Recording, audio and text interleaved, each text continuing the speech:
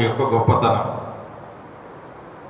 లౌకిక ప్రపంచంలో మొట్టమొదటగా చెప్పబడినటువంటి శ్లోకమే ఇది. అంత క్రితం వరకు వేదాలే ఉన్నాయి. భగవంతుని యొక్క రూపురేఖా విలాస లావణ్య గరిమను మొత్తాన్ని వేదాల ద్వారా మన పెద్దలు చెప్తుంటే మనం విని ఆనందించాం. సీరియల్గా వస్తున్నాయి, చూస్తున్నాం, గ్రంథాల్లో చదువుతున్నాం, ఉపన్యాసాలు చెప్తుంటే వింటున్నాం. ఇంత గొప్పగా ఉండడానికి గల కారణం ఏమిటి అంటే ఆ రాముని యొక్క చరిత్ర ఇందుకు కలిగినటువంటి ప్రధానమైన కారణం.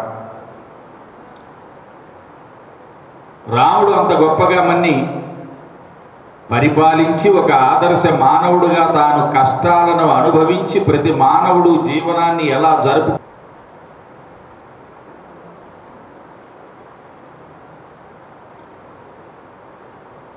అటువంటి రాముడు కళ్యాణగుణం వీరికి ఎదుర్కోలు ఉత్సవాన్ని చేసుకునేటటువంటి అదృష్టం మనకు కలిగింది.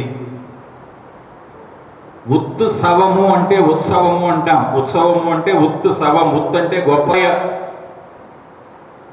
ప్రాంగణం నుంచి ఈ విషయాలను మైకు ద్వారా చుట్టుపక్కల వారికి తెలుస్తూ ఉంటాయి.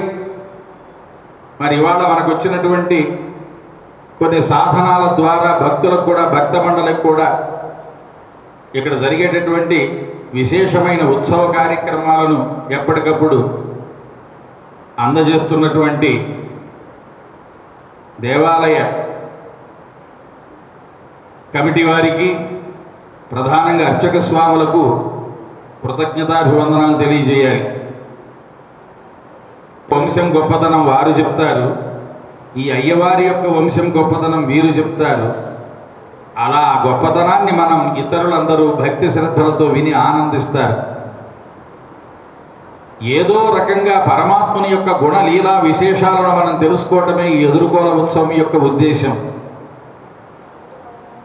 స్వామికి చేసేటటువంటి ఉత్సవం ఆనందంగా బహవః నృపః కళ్యాణ గుణాః పుత్రస్య సంతతి. అయ్యా, నీ కుమారునకు అనేకములైనటువంటి కళ్యాణ గుణాలు ఉన్నాయి. మేం కూడా ఆ పట్టాభిషేకాన్ని చూసి ఆనందిద్దామనుకుంటున్నాం. కాబట్టి మీరు చెయ్యండి అన్నారు. ఇదేమిటయా, నేను ధర్మ మార్గంగా పరిపాలిస్తున్నాగా, అయినా మళ్ళీ మీరు రామచంద్రుడికి నేను చేస్తాను అంటే మీరు వద్దు అంటారేమో అనుకున్నాను. అయ్యా, మీరే బాగా పరిపాలిస్తున్నారు, మీరే చెయ్యండి అంటారేమో అనుకున్నాను. కానీ మీరు రాముడికి చేయమని అంటున్నారు. ఏమిటి ఇందులో గల కారణం అంటే అప్పుడు ఆ ప్రజలు చెప్తున్నారు ఏమని? వ్యసనేషు మనుష్యాణం భృశం భవతి దుఃఖితః. అయ్యో, ఏమిటి మీ దుఃఖానికి గల కారణం అన్నాడు. అప్పుడు వారు చెప్పిన మాటలను విని, బలిచక్రవర్తితే మేము బాధింపబడుతున్నామని చెబితే విని, నేను వచ్చి మీ దుఃఖాన్ని పోగొడతానన్నాడు. వారి కోసమై వామనుడై పుట్టాడు, మరిగుజ్జు రూపంలో పుట్టాడు. బలిచక్రవర్తి దగ్గరకు వచ్చాడు, 3 అడుగులు నేల కోరాడు. త్రివిక్రముడు. బలిచక్రవర్తి అహంకారపూరితంగా ఉన్నాడు, గొప్ప దాన ధర్మాలు చేస్తున్నాడు. కానీ మనిషికి అహంకారం పెరిగింది. ఏది చేసినా అంతా భగవత్ ప్రసాదం అని చెప్పాల్సింది పోయి, అంతా నేనే చేస్తున్నాననేటటువంటి అహంకారం ఎప్పుడైతే మనిషిలో బయలుదేరిందో అది ప్రమాదానికి కారణమవుతుంది. 3 అడుగులు ఏమిటి స్వామి, ఇంకా ఎక్కువ కోరుకోండి ఇస్తా అన్నాడు. వద్దు నాయన, నాకు 3 అడుగులు ఇస్తే చాలు. అయ్యా, 3 అడుగు సత్వగుణం కలిగిన వాడై ఉండాలి, ఈ 9 గుణాలు ఉండాలి పెళ్లి కొడుకుగా ఉండేవాళ్ళు.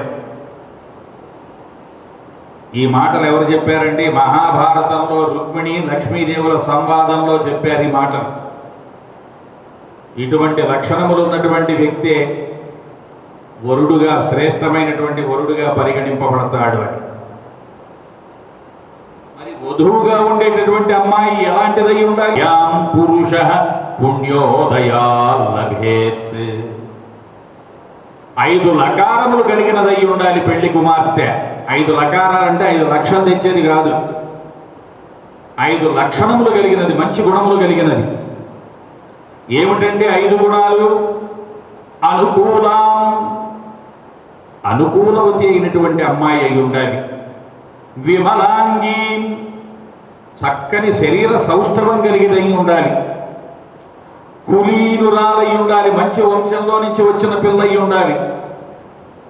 మంచి ఆరోగ్యవంతురాలై ఉండాలి. మరి ఆవిడ చక్కగా వచ్చి ఇక్కడ సంతానాన్ని కానీ ఈ వంశాన్ని వృద్ధి చేయాలంటే ఆవిడ అనారోగ్యంతో ఉంటే సంతానాన్ని కనలేదు కదా. మంచి శీలం అంటే సత్ప్రవర్తన కలిగినదై ఉండాలి. ఈ విశేషణాలు కలిగినటువంటి కన్య మనకి భారీగా దొరకాలంటే అది పూర్వజన్మ సుకృతం ఉంటే తప్ప లేకపోతే దొరకదు. అంతేకాదండి, ఆదౌ కులం పరీక్షేత,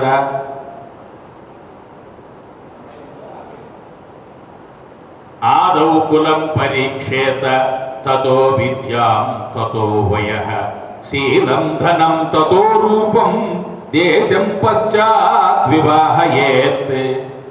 ఆర్యధర్మం అనే గ్రంథంలో మాట చెప్పారు. వివాహ సందర్భంలో మొట్టమొదటగా ఏం చూడాలండి? ముందర వాళ్ళ యొక్క కులం చూడాలి. కులం అంటే క్యాస్ట్ కాదండి, కులం అంటే వంశం. తండ్రి తండ్రి తండ్రి తాత ముత్తాతలు వాళ్ళు ఎలాంటి వాళ్ళు, ఆరోగ్యంగా ఉన్నారా లేరా, దోపిడి దొంగలా, లేకపోతే విపరీతమైనటువంటి ధోరణిలో ఉన్నారా, అందరి మీద పోట్లాన్ని మనం వీక్షించి అందరం కూడా ఆనందించాలి. ఆ పరమాత్మని యొక్క గుణలీలా విశేష వైభవాలను మనం ఇప్పటివరకు ముచ్చటించుకున్నాం. మీ అందరికీ కూడా ఆ భగవంతుని అనేక మంగళాశాసనాలు.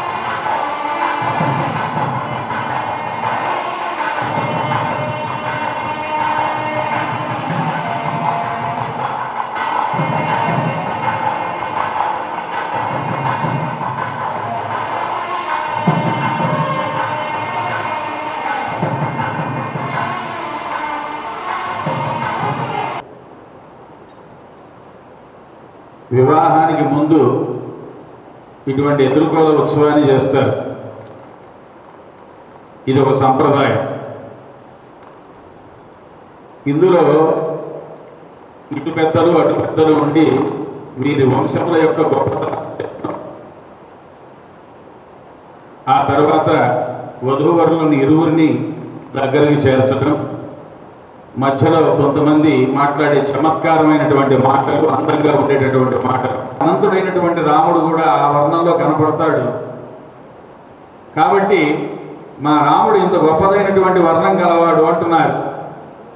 ఇక మీ సీతామాత చూద్దాం, మరి ఈవిడెలా ఉంది? రాముడు అంటున్నాడు, మీ ఊళ్ళో నాగలి దున్నితే నాగలి సార్లో పుడతారట కదా ఆడపిల్లలు. అప్పుడు ఆ హోమగుండంలోంచి యజ్ఞపురుషుడు వచ్చి ప్రసాదాన్ని ఇచ్చాడు. ఆ పాయసాన్ని స్వీకరించారు. ఆ పాయసాన్ని గ్రహించినటువంటి ఈ కౌసల్య, సుమిత్ర, కైకేయి వీరికి ఆ సంతానం కలగడం జరిగింది, రామలక్ష్మణ భరత శత్రుఘ్నులు. అందుకని సీతామాత కొంటెగా పాయసం తింటే పుడతారట కదా మీ ఊళ్ళో మగపిల్లలు, మీ రాజ్యంలో అన్నదట ఆవిడ అని ఒక కవి చమత్కారం. మరి ఒకరిని ఒకరు పరిణయం ఆడాలి అంటే ఒకరంటే ఒకరికి ముందర ఇష్టం కలగాలి. ఇష్టం లేకపోతే ఎవరు ఏ పని చేయలేరు. అందులో ఆడపిల్ల ఆ చేసుకోబోయేటటువంటి వ్యక్తి సౌందర్యపూర్తి అయితేనే చేసుకోగలుగుతుంది. ఎందుకంటే అతనితో కాపురం చేయాలి కాబట్టి చేయలేరు. దానికి మన పెద్దవాళ్ళు మాట చెప్తూ ఉంటారు, కన్యా వరయతే రూపం. ఆడపిల్లట తాను చేసుకోబోయే వ్యక్తి తన స్నేహితురాల భర్త కంటే అందంగా ఉండాలనుకుంటుందిట. మాతా విత్తం, అత్తగారు నా కాబోయే అల్లుడు మంచి ధనవంతుడుగా ఉండాలనుకుంటుందట. పితాశ్రుతం, మామగారు నా కాబోయే అల్లుడు బాగా చదువుకున్నవాడు గొప్పవాడుగా ఉండాలనుకుంటాడట. బాంధవాహకులం ఇచ్చంతి, పెళ్లి చుట్టానికి వచ్చిన చుట్టాలందరూ అసలు వీడు మన కులపోడేనా కాదా, వీడు కులం ఏంటి గోత్రం ఏంటి చూస్తారట.